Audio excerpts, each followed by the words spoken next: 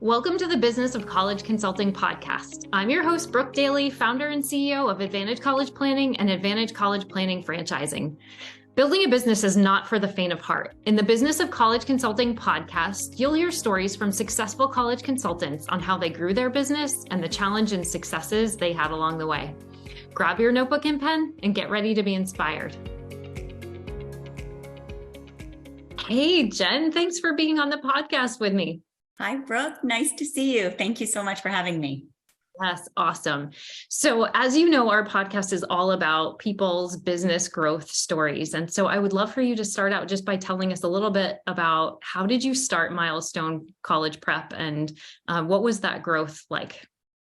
So I wish that I had a great story about how I sat down and I planned this and I executed on a 3 to 5 year plan, but it actually really happened sort of by accident. And I often say that I sort of fell into what I was supposed to be doing. So I had been traveling to various college campuses, working as a technical recruiter and recruiting students from various campuses, Georgia Tech, Carnegie Mellon, and I got pregnant and I was too sick to travel. And so my friend who lived across the street said, well, you have an English degree. Why don't you consider tutoring students for the SAT? So I actually said, that's a great idea. I went to work for someone who is actually now a competitor, and I started tutoring for the SAT, and I really enjoyed it. And because I had an English degree, he actually asked me to look at some students' college essays. So I started doing that, and about a year or so after beginning to work for him, he came to me and said, you're expensive, and I just hired someone who costs a lot less than you do, so I'm going to have to let you go. And remember, you have a non-compete. So I had one student who was my student, and I said to her, I will give you a gift card to whatever store you want for every friend that you send me. And she sent me 15 kids. And that was really the start of my business. So I was tutoring out of the library. I started tutoring out of my home. And, after a couple of years, my now ex-husband said, it's a lot to have 30 teenagers coming through this house every week. So I think you should go get an office. And that's what I did. And I actually connected with a business partner who had some strength in math tutoring. And together we formed what was then, I guess, Successful Score. So that was the precursor to Milestone College Prep. We focused primarily on test prep. And as I continued to grow, I noticed that the clients were coming and asking me more questions about college advising. And I really enjoyed the work that went into researching answers for them. I liked that part of the job. So I went back and got my certificate in college counseling, and then, went through some iterations of the company, actually ended up going through a partnership dissolution and working on my own. And so that was really the birth of Milestone College Prep. And thankfully, we've just had wonderful organic growth over the years. And now it's me and 22 others who work for me. That is excellent. You brought up the gift cards and bribing your students with gift cards, which I'm not beneath bribery or rewarding students for their efforts, right? So tell me a little bit about marketing. One of the questions that I think a lot of new and experienced consultants have is, how do I market this business? Can you talk a little bit about any marketing efforts that you've had that have either worked or have not worked? I think that has evolved a lot over time as well, because as important as marketing is, I think anybody who's been in this business a long time will tell you that the majority of the referrals come from word of mouth. And that has not changed, but obviously as the company grows, you're looking to expand, or you have to expand even more significantly to continue to see growth, of the same proportion. So 10% growth when I was really small maybe meant 5 or 10 new students a year. Now it means 50 or 75 additional new students. So I'm still a believer in word of mouth. And to that end, I mean, we've always had a referral program. We provide a referral credit to families who send us friends. And we really try to remind them, not just with, an email, or not just a sort of an email tagline that says, remember, you get a referral credit for sending your friends to us. Anytime somebody gives us a referral, we send a handwritten note. When the referral credit hits their account, we send an email with confetti, so we try to continue to remind them about our referral program and how important that is to our growth. I think in the last couple of years, we're really looking at getting out into the community a little bit more. I know that's something that you've done a lot with your business, is really trying to find educational opportunities to go and sort of demonstrate to prospective clients the value that you bring, developing referral partners in the high schools. We work a lot. I have relationships with local therapists who are also working a lot with teenagers. So that can be a great source. And then now we're really trying to expand our reach through social media. We're experimenting. I actually just hired someone with some expertise in this area because, as my daughters like to remind me often, I am way out of my own league with social media. So we're working on that, but I'm learning a lot about that. That piece is harder because it's unfamiliar to me. Yeah, no, I love it though. I think that there are so many consultants who have been able to grow a business organically. And I think that's awesome. That's one of the cool things about our industry is when you're looking at the startup cost of a business, like you don't necessarily have to worry about having a huge marketing budget. I always say the best marketing you can do is to serve your first small handful of clients really well. And that's the time in your business when you have the most time to help those people. So you are going to serve them better probably than any other client ever, because you do have the time, when you're first starting out. I agree with that. And I will say that one sort of marketing initiative that has been effective, but I'll be honest, I didn't think about it for years. I ignored it, was the younger sibling. Capturing that information, staying connected with those families, reaching out when I know a younger sibling is, getting to that age where we should start having some important conversations. I didn't pay attention to that for a long time. It was almost like, even just a few years ago, I was like, oh yeah, there's this whole sort of pool of prospective students that should be easy to access.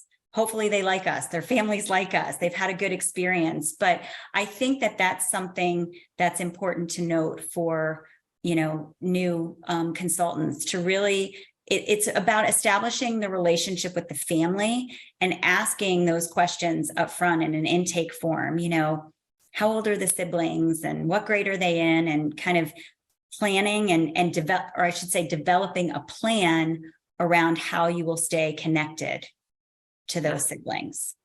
Exactly. I love that. You're right. That it just reminded me that I think in business too, like that initial client acquisition is more expensive than the subsequent students, right? Like that's low lying fruit when you have a family, especially if they have more than 2 children.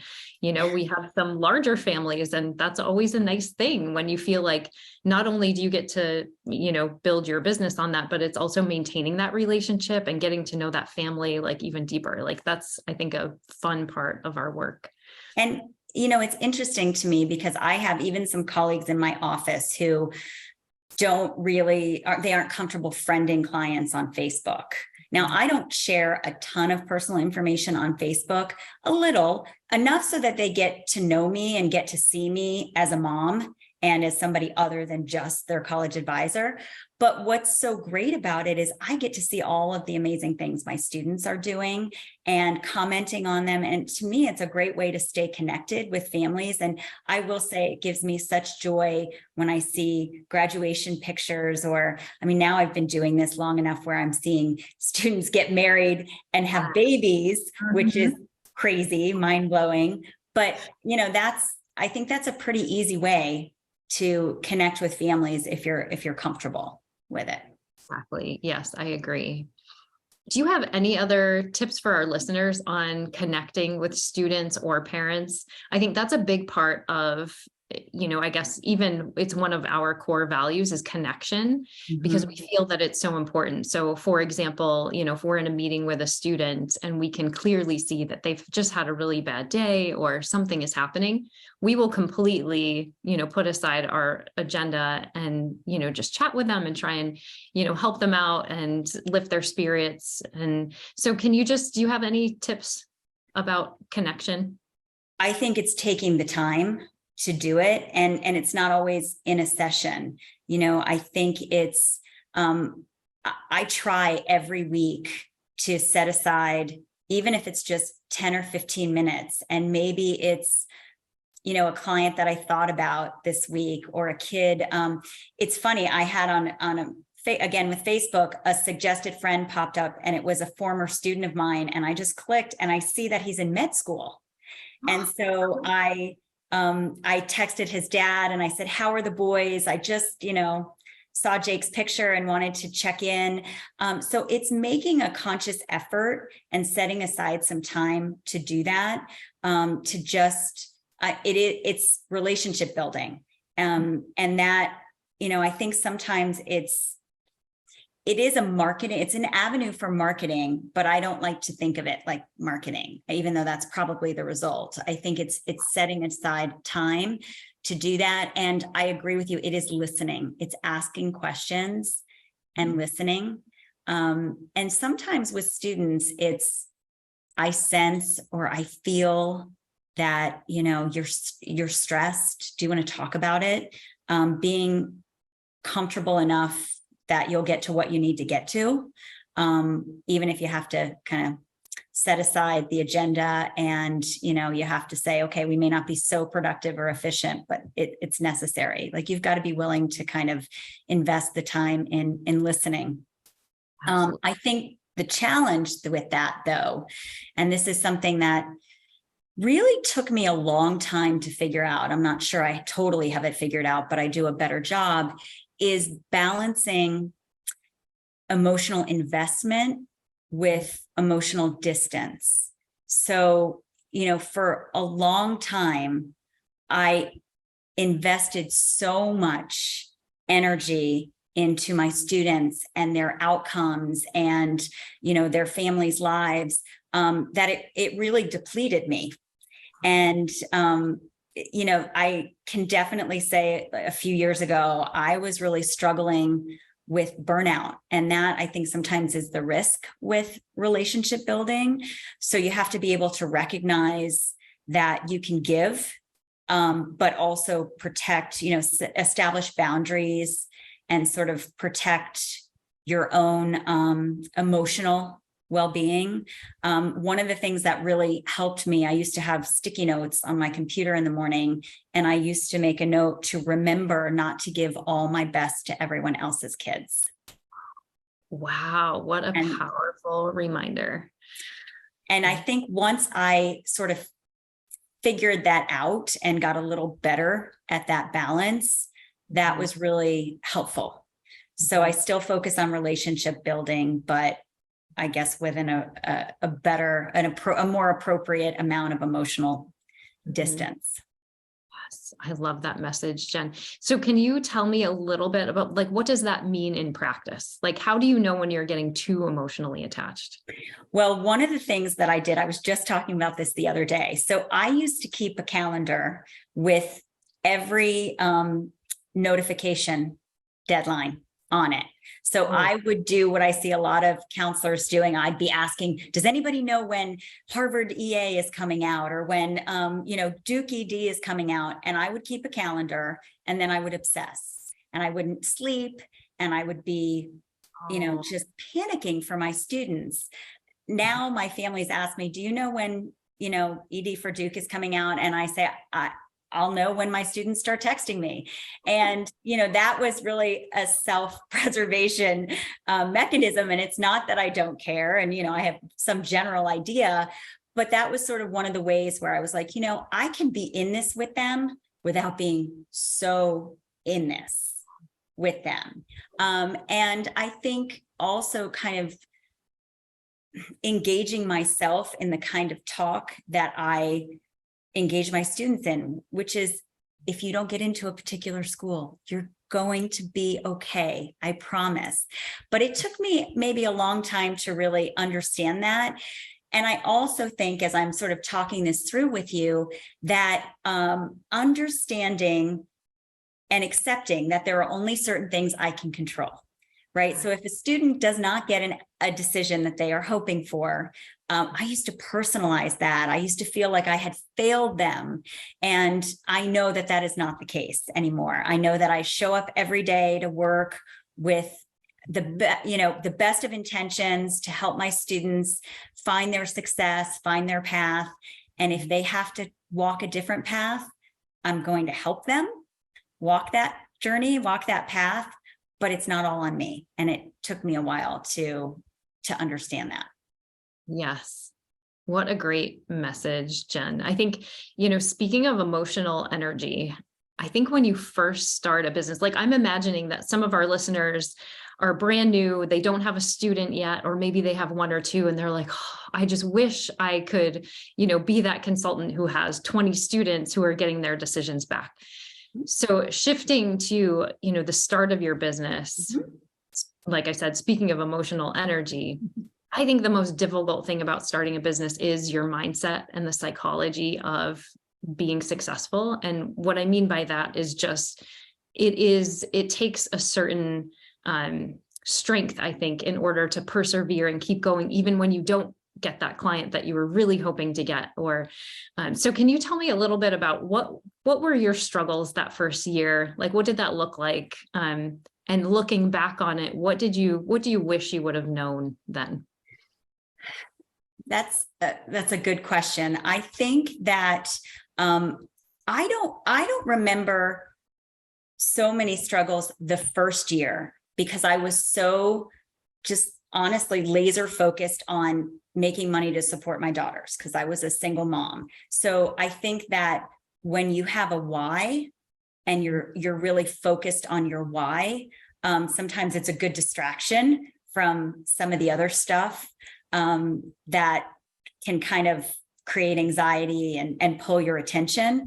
I think for me, some of the struggles really started in year 3, year 4, as I was getting busier, because then I started really struggling with bandwidth issues.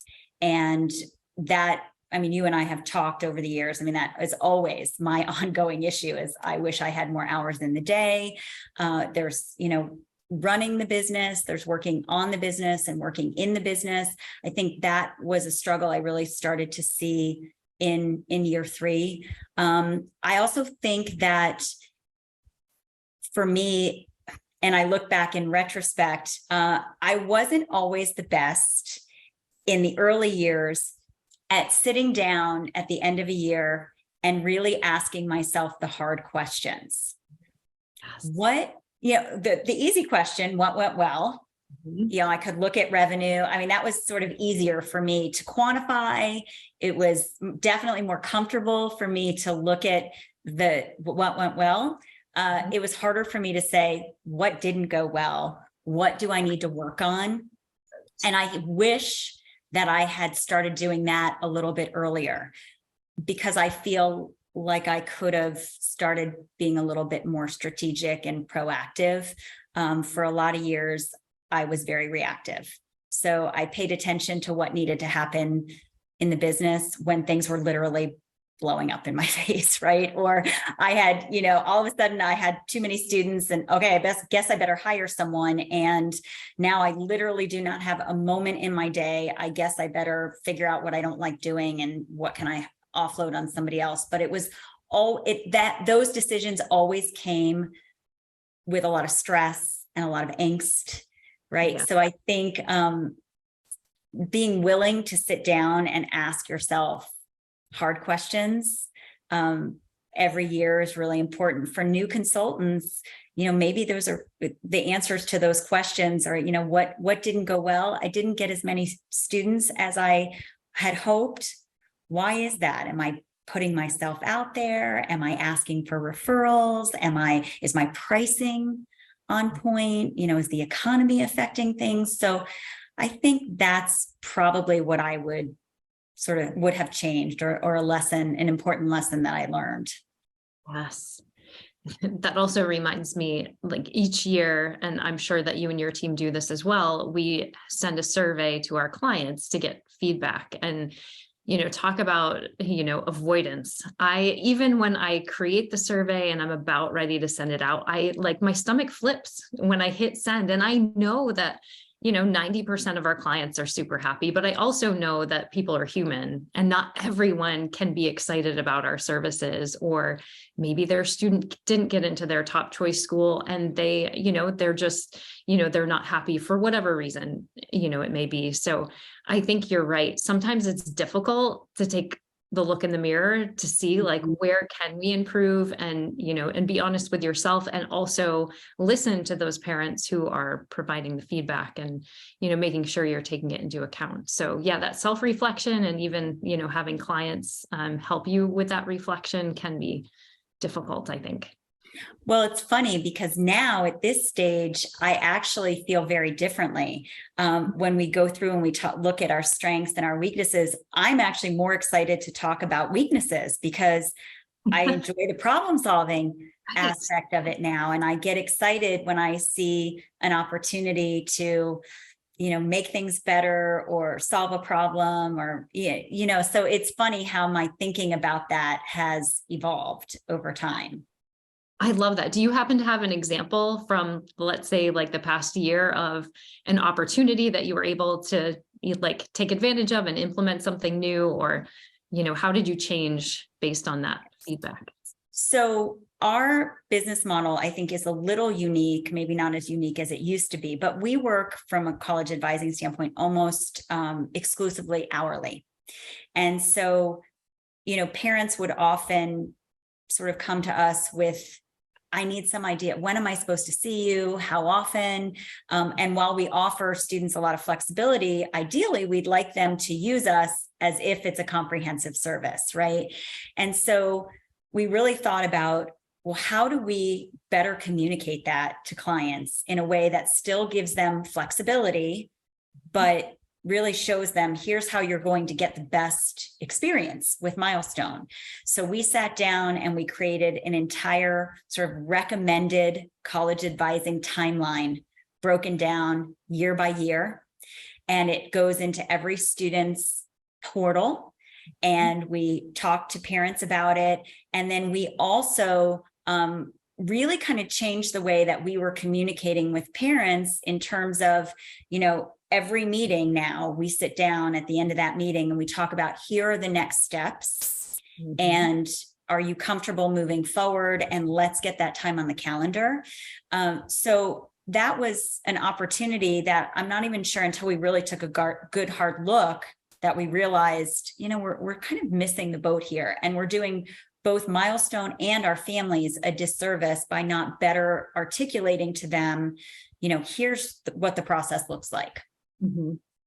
I love that. So interesting. That was actually one of our changes this year when we had our strategic planning meeting in January. We talked about incorporating parents into the process more intentionally, because I think we have such a strong focus on building relationships with our students and getting them through. And we tell mom and dad, take a back seat. It's okay. We've got this under control. And we do communicate even after every meeting with the student. We'll give them a rundown of what we covered and what's coming next.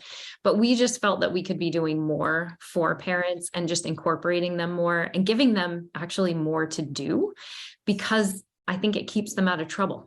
Right. So if we give them homework, they're not going to be writing their student's essay for them. Hopefully, we'll cross our fingers. Right. Yes. And giving them some sense of control is really important, because that's the one thing I've noticed over the years is that's the hardest part for parents. They just feel that this whole process is so out of their control, which it is. But if you can empower people a little bit to take control of something, I think that's really helpful. That's a great idea. Yes, exactly. I love it. I love it. So if there's one thing that you would say to your, or maybe like whisper in your own ear the first or second year that you were in business, what would you say? Like, what advice would you give yourself? I would say, don't forget about taking care of yourself. Don't forget about finding balance. That is, I think that feels very counterintuitive, because when you're building a business, and I would say that my willingness to go all in and to work 70-hour work weeks for years on end was, something that was really vitally important to growing my business. However, I look back and I think about what I did to myself physically and emotionally, how hard it was probably on my kids to have mom working every Saturday and every Sunday for many, many, many months every year. I would say find balance. That's really, really important. And balance and success are not mutually exclusive. You can have them both. So I think that would be my advice to business owners who are growing a business. Jen, that is perfect. I feel like we just have to end on that note because it's so beautiful. I love it. Self-care is so important. And that balance, you are completely right. So, but before we wrap up, I do have one final question for you, and it's around professional development. And I think that's another one of the things that I love about this industry is that we're always learning and it's fun. Like whether it's, learning about how to serve our students better or learning about the colleges or, running a business. Can you tell me what your favorite resources are, whether it's a book, a podcast, blogs, newsletters that you read? Well, I will say I'll give a plug, a shameless plug for IECA, because I think some of my favorite moments, my best learning moments have come with my colleagues through IECA and, just the groups that we're part of, the business roundtables. So that's hugely important. I think joining an association, which is also something I didn't know existed in the early years. So I was a little late to the party on that one, but certainly well worth the wait. And then I think the two books that I have found tremendously helpful, they both live on my nightstand. One is Growth Mindset by Cheryl Dweck. I think it's really important to be able to, as a business owner, see all of your maybe failures, which I know feels like a harsh word, but to see them all as opportunities for growth. And then the other is a small little book called A Letter to Garcia. I don't know if you've ever heard of it, but it will take you about 15 minutes to read. But it's really all about, as a business owner, kind of meeting people where they are and understanding that you will have superstars that work for you who will be able to be everything you need them to be. And then you may have other people who are not able to do everything for you, but you can kind of find their value, their place, and really help them be their most successful self in whatever space they are. So those are two very interesting books. I'm going to check that one out. Thank you, Jen. Awesome. Well, thanks so much for sharing with our audience today, Jen. It's been such a pleasure. So much fun, as always, to collaborate with you. You are one of my favorites. So thank you so much, Brooke, for your time. I appreciate you talking to me today.